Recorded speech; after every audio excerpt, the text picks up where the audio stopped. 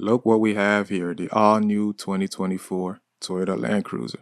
And on today's video, we are going to take a closer look and do a review, talk about the interior, talk about the exterior. Let me know what you guys think. This Land Cruiser is going to cost you $76,000. Why? Because it is the first edition model. You can't get a cheaper base, maybe for around $50,000, but this one right here in particular will run you about $76,000. Got a nice Land Cruiser badge in the back, I-Force Max. Very solid. We got mixed feelings in the shop. Some say it looks like a Nissan Xterra. Some say it looks like the Bronco. But if you really see this thing in person, it looks nothing like either of those things. It kind of reminds you of an FJ sometimes, but when you see the quality in the build, you start to think otherwise. Check out these turn signals on the side mirrors. It's like the little details they put in it. Got the nice Toyota Heritage grille in the front. Let's check out these headlights. Here's the tail lamps. Here's how the turn signals look. Brake bulbs. Now we got the reverse lamps. And the back kind of has the Land Cruiser shape too. Here's the front camera in the front for the pre-collision system. Front radar sensor under the Toyota emblem. Park assist sensors going alongside the front of the bumper. Here's the rigid fog lamps you typically see in the TRD Pro model. Land Cruiser engraved in the headlights. Now check out these fenders. I love how it extends outside the body. I mean, it's the little details when you see this thing in person that you will appreciate. Let's check out the roof rack. Nice set of wheels. These mud flaps. First edition model. I love how they put that on there. They want to let you know. Let's check out the roof rack. Here's an overhead view.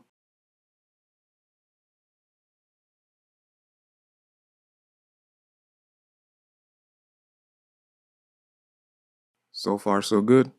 Now, this Toyota Land Cruiser comes equipped with the I-Force Max 2.4-liter 4-cylinder turbo engine with 8-speed automatic transmission control. Takes 0 W20 oil, the new refrigerant 1234YF, very expensive I might add, the T24A FTS motor, that's that 4-cylinder turbo. Here's the battery location, the 12 volt and the big one. Air filter box is easy to get access to. And here you got the inverter towards the left there. Now you want to talk about simplicity, this is it right here. Here you got your high voltage cable coming down from the high voltage battery going to the inverter. And you can see that long orange cable running down the firewall coming towards the driver's side. That's going to be for your electric AC compressor. Let me see if I could give you guys a better look on how it's routed.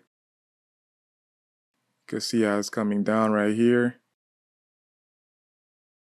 And it connects to that AC compressor where you see those lines going right beneath the water pump. Now the electric compressors for the Toyota models, they're very reliable. They've been using them for quite some time. Here you got your tensioner, here's your water pump. I'm surprised they didn't go with an electric water pump on this model, honestly. They're using it on the Camry engines, the 4-cylinder, non-turbo. Here's your ABS actuator here, master cylinder. This one, they had this system for a while too. Very reliable ABS system. Here's your high pressure fuel pump, going down to your high pressure rails for your direct injectors, going down right in the center of the valve covers. Like I said, simplicity, you can't beat that. Very easy to work on. Here you got your air fuel sensors. On the other previous generation, you will never be able to get access to them. This Toyota Land Cruiser comes equipped with a 12.3-inch Toyota Audio multimedia with Android Auto compatibility, wireless Apple CarPlay, and JBL 14 speakers included, subwoofer and amp, and it comes with Sirius XM with a 3-month subscription trial.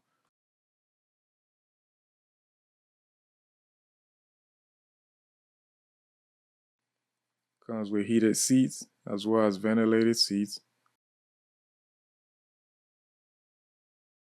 Here are the AC switches right here. It's got these toggle type switch.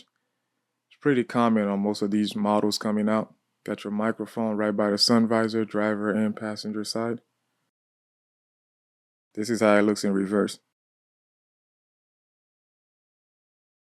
I mean, it's impossible to hit anything in this. in this truck. Sway bar disconnect, rear lock, center lock switch, traction control off, 4 high and 4 low. There's your electric parking brake, crawl control switch, multi-terrain. And here you got your drive mode. This is how you kind of navigate it on the screen. I'll show you guys that in a little bit. Got your fast adaptive chargers. Now here's that drive mode selection switch. You see I could pick the multi-terrain, whether it's sand, snow. I could change the drive mode, sport, normal, or eco. Now this combination meter looks really nice. Here's the steering wheel. Those two purple lights you see coming there, that's the driver monitor camera. Here's your rear AC control switch. Cigarette lighter, 2 fast adaptive charging ports. And this is how the air vents look coming through the headliner. Let's check out the sunroof. And I'm glad they didn't put the panoramic sunroof that you will find in the GX model. Check out the space in the back. Like I said, it does feel smaller than the previous generation Land Cruiser. Got the first edition engraved on the door panels, which I think is a nice touch. Like I said, some are having mixed feelings about it. They feel like it's a little too small.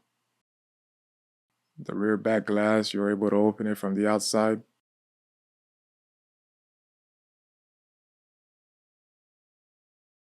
It's got two struts kind of holding it up on each end. 2 shock absorbers. It does come with power liftgate, but the switch is off right now, so you can manually open it if you choose to. Now let's check out the back. As you can see, that third row seat that normally used to kind of sit on the sides are no longer there, which personally for me, I think it was a nice touch. I think Toyota should have kept the third row seat feature. Here's where the battery is located.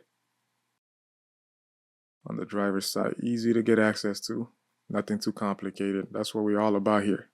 That's what I feel like they did with this generation Land Cruiser. They made everything simple to work on, unlike the previous models. Everything was a pain to get to.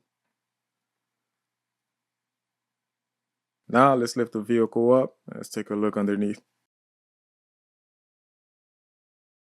I love how everything is nicely covered. Everything is not exposed. It has a nice skid plate in the front. It has Toyota written right on it. And it feels solid. As you can see, the 12mm bolts are easy to get to. Take a look at the suspension. Aluminum steering knuckle. See massive drive shafts coming in the front. Aluminum tie rod ends. And here's that sway bar disconnect system right here. Here you have the motor. According to the repair manual, it looked like this thing is not going to be serviceable by itself. You have to replace the whole sway bar system. You can't just replace, bits at a time, just the motor. No, it's going to come with that whole sway bar. And this system right here is what allows it to kind of twist a little bit more during serious off-roading events. Here's the other view. And here you got your hybrid power wire going down to the compressor. Let's take a look at the transmission going down, connecting to the transfer case drive shaft going to the front differential, rear electric parking brake calipers. Check out that rear differential. The suspension on this thing handles really nice. Now here's one thing interesting. You see how that filler neck is on the left side, on the driver's side of the truck? Now if you look, the tank is on the passenger side. Here's a transfer case actuator. Of course, you're not going to get 2-wheel drive, and it's only 4 high and 4 low. Here's your drain plug to drain out the fluid. And right up there is the fill plug.